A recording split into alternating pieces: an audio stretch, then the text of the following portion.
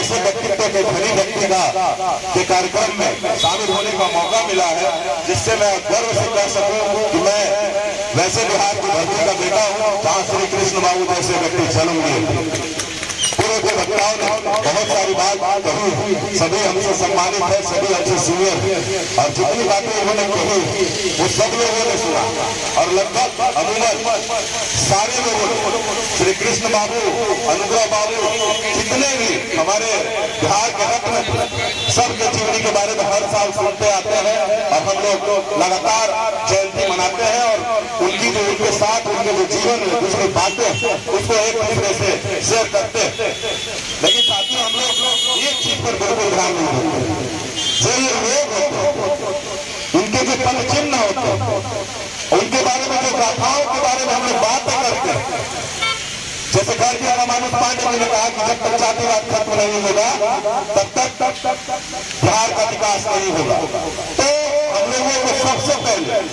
हर एक व्यक्ति को, जितने भी लोग यहाँ मौजूद हैं जो सुन रहे हैं, सबसे पहले हम सबों को आगे आकर के और इनके जो पद चिन्ह थे उस पर चलने का संकल्प लेना होगा साथियों, तब जाकर एक अच्छे अपने इर्द गिर्द के समाज में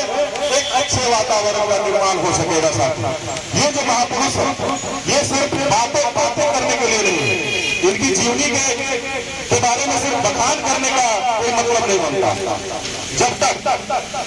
हम लोग इनके पद चिन्हों को अपने जीवन में नहीं उतारेंगे तब तक इनका या तो जयंती में इनके प्रति सच्ची श्रद्धांजलि कभी हो नहीं सकती होता। इसलिए हम तमाम लोग इस बात का प्रण लें कि ऐसे जो भी हमारे महापुरुष है हमारे बिहार में जन्मे हैं और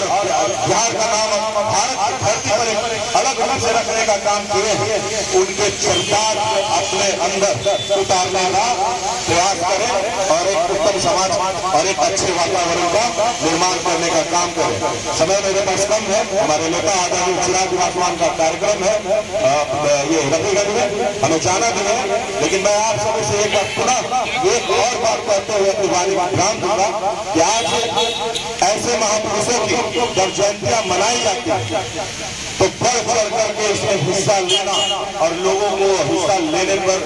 के लिए अग्रेसित करना, ये सुनिश्चित करना चाहिए साथियों। ऐसे आयोजन में हमेशा उनके प्रति ईमानदारी से उनको श्रद्धांजलि देने के लिए अपनी उपस्थिति अवश्य दर्ज करानी चाहिए। ये आज का जो ये कार्यक्रम है, इस कार्यक्रम में हम ये देख रहे हैं कि समाज और जात की जो बात उन्होंने की उस हिसाब से लोग चल रहे हैं, लेकिन मुझे युवा होने के नाते ये कभी भी बर्दाश्त करने का बात नहीं है कि हमारा समाज ऐसे महापुरुषों के जयंती के अवसर पर, ऐसे पुण्य समय के अवसर पर भी जाति पाति की बात करके और ऐसे कार्यक्रमों में खुद को मौजूद न करें, ये बहुत ही अलग बात होती है साथियों। नीचे में सब ये श्री बाबू के बारे में नहीं जानता है। श्री बाबू बिहार के कैसे हस्ती थे और जिनके नाम के आगे केसरी लगा है,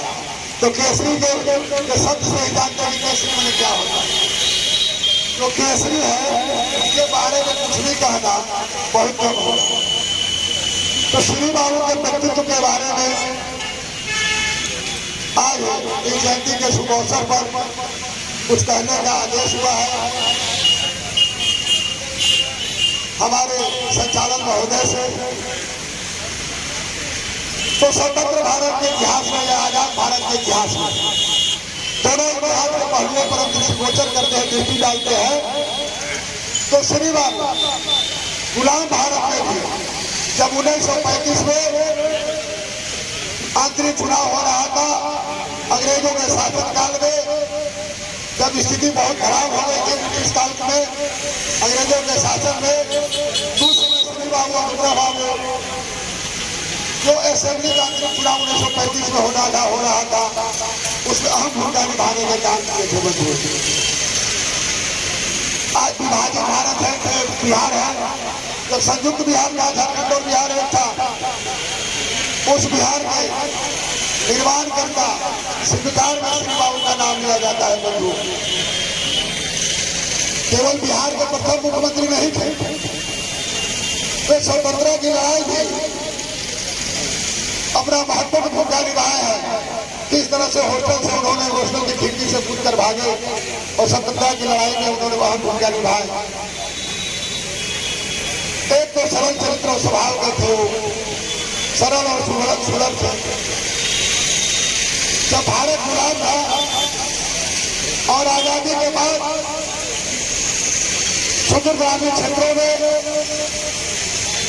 जितनी गरीबी थी, जितनी बेरोजगारी थी, कोई धारा नहीं था। उस समय श्री बाबू ने जहाँ झारखंड और बिहार एक था, इन्होंने बोकारो में, हटिया में, कई ऐसे बिहार में जगह था जहाँ इन्होंने ढोल धक्के गिट्टी लगवाने का काम किया श्री बाबू। और यहाँ के नौजवानों को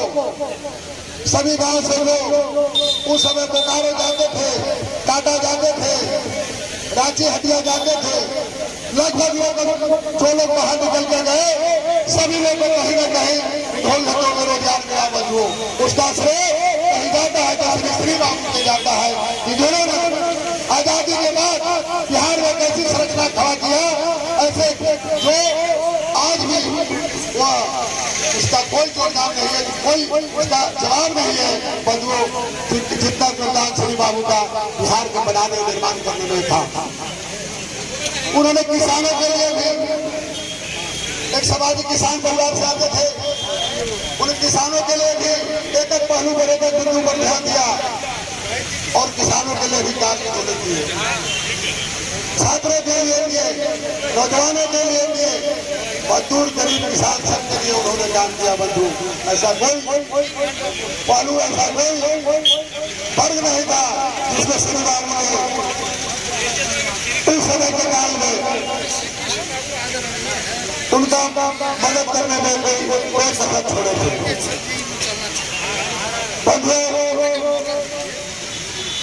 श्री बाबू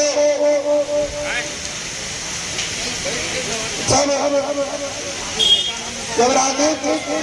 भारत की राजनीति जन्म ले रहा था, जब भारत आजाद हुआ था और उस कठिन परिस्थिति में बिहार के बागेश्वर सवाल का अब एक अच्छे जगह पर आकर बिहार को खड़ा किए, इसके लिए समाज में आप इस मंच पर श्री बाबू के बारे में, आदमी के व्यक्तित्व के बारे में विद्वान साथी बैठे हुए हैं, सभी कुछ न कुछ अपनी बातों को रखेंगे। अभी चंद शब्दों के साथ अपने वाणी का विराम देता हूँ। जय हिंद, जय बिहार, जय श्री राम।